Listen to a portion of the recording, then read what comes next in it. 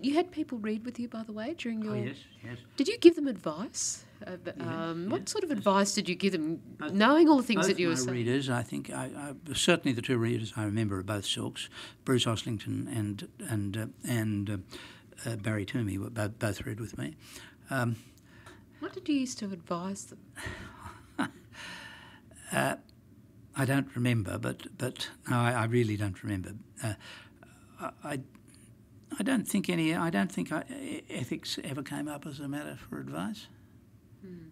No, I suppose I was just thinking, in light of all the things you're telling me and having the opportunity to make some pretty shrewd appraisals of human nature, as you would have over the years, whether you had advice for people who read with you or those you lectured perhaps, in terms of things that you, in other words, things that you're concerned might be disappearing from the profession but which served you well. No, I don't think particularly so. I wrote, and it is still used.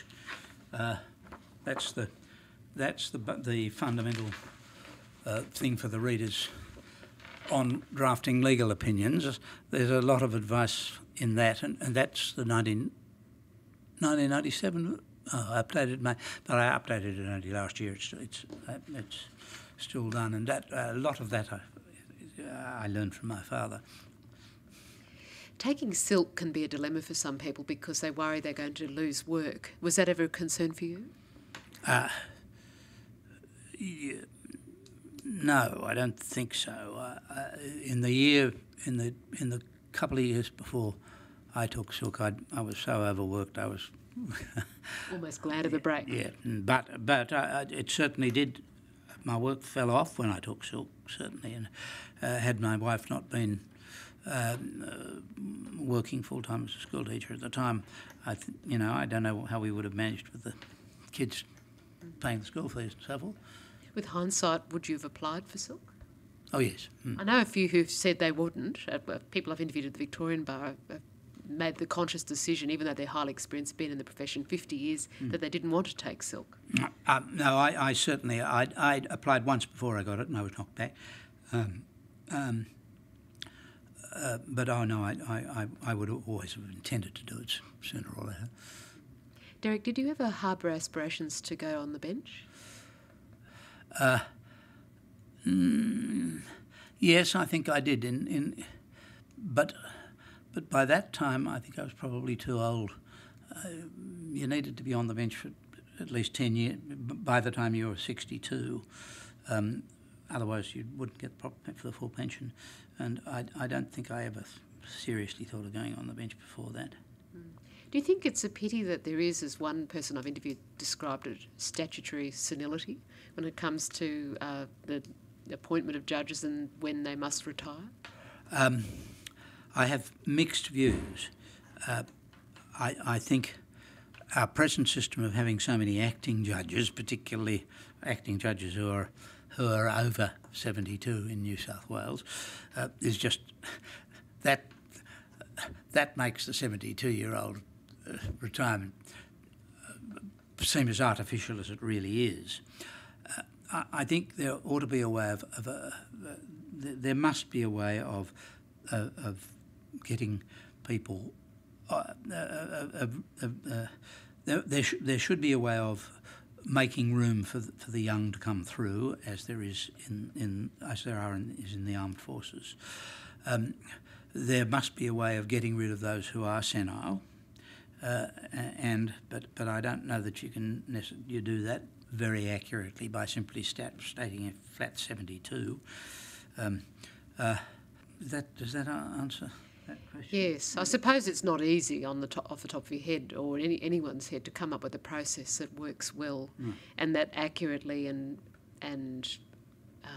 usefully balances both youth and experience, I guess. I mean, there are certainly judges, have been judges in the past, who Alzheimer's or senile dementia should not still be on the bench well before they turn 72. I suppose the great example is Chief Justice Evatt, who brilliant as he had been as a young man, by the time he was moved out of the federal parliament into the position of Chief Justice of New South Wales was obviously already incompetent. It's difficult though, because I know these raise then questions about confidence in the justice system, and that's a delicate matter, isn't it? Having to quietly move someone without in any way impairing confidence in the system. Yeah. Yes. There's a lovely story told about the time when they were, and I think I must be talking probably about just after the war, because I can't remember the exact date of the Act, when they brought in the Judges Retirement Act. At that stage, I think it was 70 and not 72. It would have been because the Common was 70.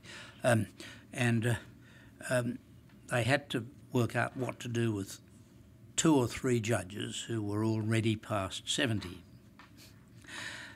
So the Attorney General, and I think it was probably, I won't say who it was, I'm not sure. The Attorney General made arrangements to call on the 3 judges that he had to try and retire, to get quietly retire. And so he called on a district court judge, whose name I should remember, and Chester would remember, at morning tea time. And the associate, he sat down in the court, and the judge in due course adjourned at morning tea time, and they went into morning tea together. And the associate went out to make the tea, and the judge said to the attorney, "Oh, Mr. Attorney, you realise I've just had a birthday?" And the Attorney General said to him, "So God, the bloke is senile. Fancy giving me a lead in like that." And he said, "Yeah, well, yes, actually, I did, Judge." Yes. He said, "Did you see what? Would you like to see my birthday present from my children?" "Well, yes," said the attorney, "a brand new tennis racket." So the judge wasn't quite as senile as he may have appeared. So I guess what they're saying is we can't devise an objective test, maybe. Yes, that's dead right. I liked how you summed up this looking back paper. You wrote 50 years is a long time in one job, but then you wrote a very nice concluding sentence: "The satisfaction of being involved in the provision of justice, the excitement of the courtroom, and the freedom of being one's own boss must be unique." That sums up your attitude to being at the bar. It does, yes. Derek Cassidy, it's been a great pleasure to talk with you. And it's been a great pleasure to talk to you. Thank you very much for inviting me.